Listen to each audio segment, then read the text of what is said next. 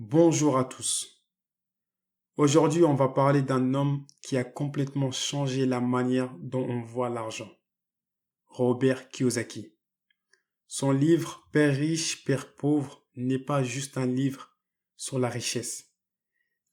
Et c'est un livre sur la mentalité et sur la liberté.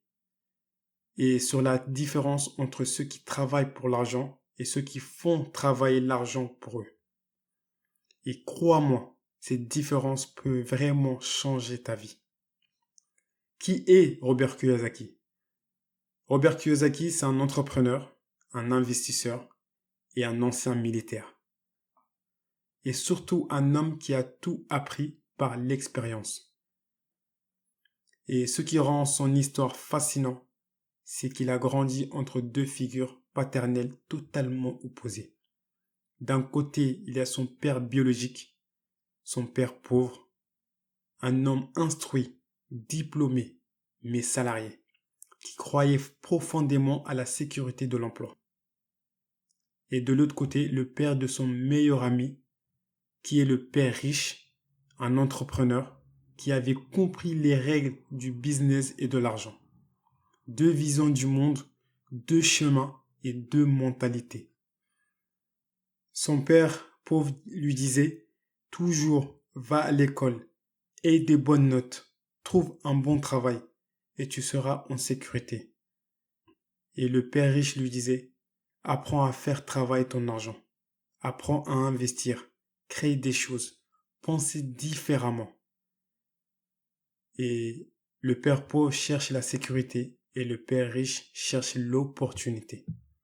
L'un fuit le risque, l'autre le comprend et le transforme en force. Et c'est de là que cette phrase philosophique des Anglais, il dit high risk, high reward, low risk, low reward. Plus le risque est grand, plus la récompense peut être grande. Et moins tu prends de risques, plus tu restes dans la moyenne. Et pour Kiyosaki, ce n'est pas combien tu gagnes qui compte, c'est ce que tu fais de cet argent. Les riches achètent des actifs, les pauvres achètent des passifs.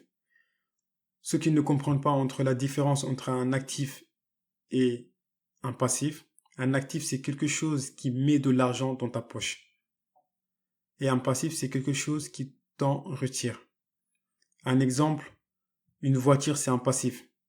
Parce qu'une voiture personnelle ne rentre pas de l'argent. Alors qu'un appartement que tu loues, c'est un actif. Parce que chaque mois, il y a de l'argent qui rentre. Et il dit que les riches ne travaillent pas pour acheter des choses. Ils travaillent pour acheter leur liberté.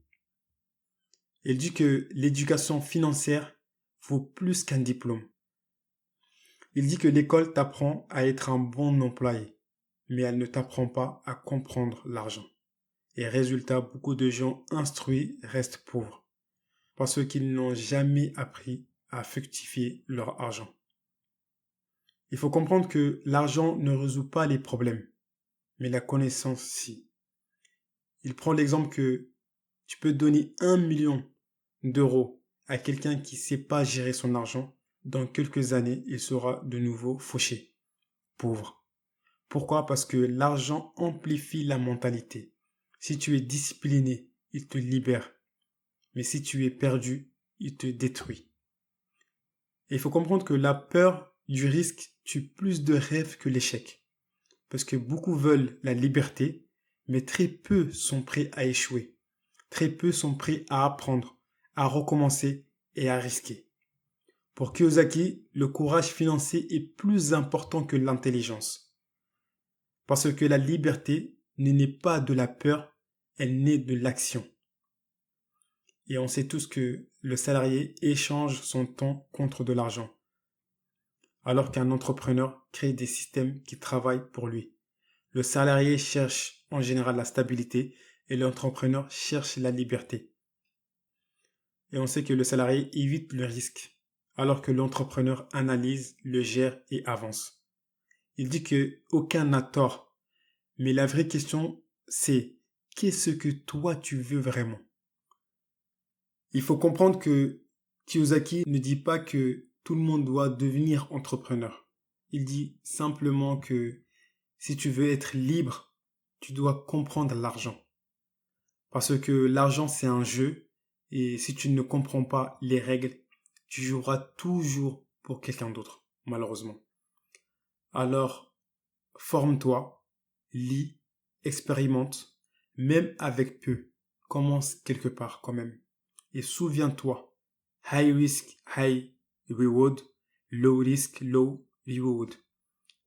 Celui qui ne prend jamais de risque ne récolte jamais de grandes récompenses.